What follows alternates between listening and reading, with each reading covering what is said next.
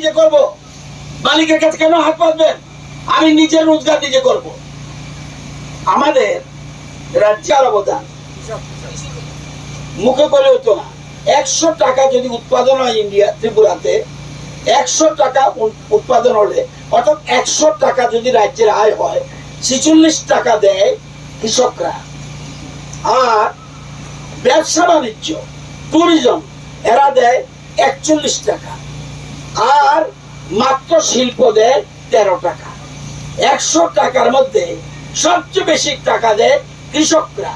তাদের উৎপাদিত আজকে এই জায়গায় দাঁড়িয়েছে। শিল্প অনেক পিছনে।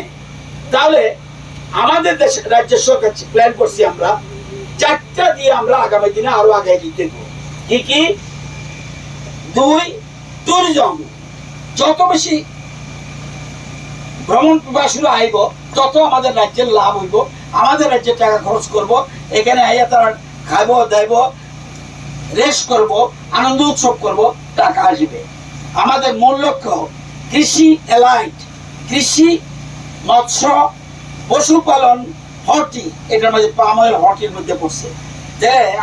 কৃষি এলাইট, মৎস্য, পশুপালন এবং হর্টি 1 নম্বর। এর থেকে আমাদের সহজ ইনকাম আর কিছু নাই, আর ব্যবসা। দ্বিতীয়, এনার্জি, পাওয়ার। সূর্য থেকে আমরা আরামসে লইতে পারি।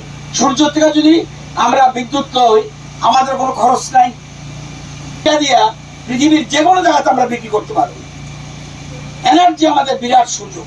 তাহলে আমরা এনার্জি ফরেস্ট, এই 4টা ছাড়া কোনো মতেই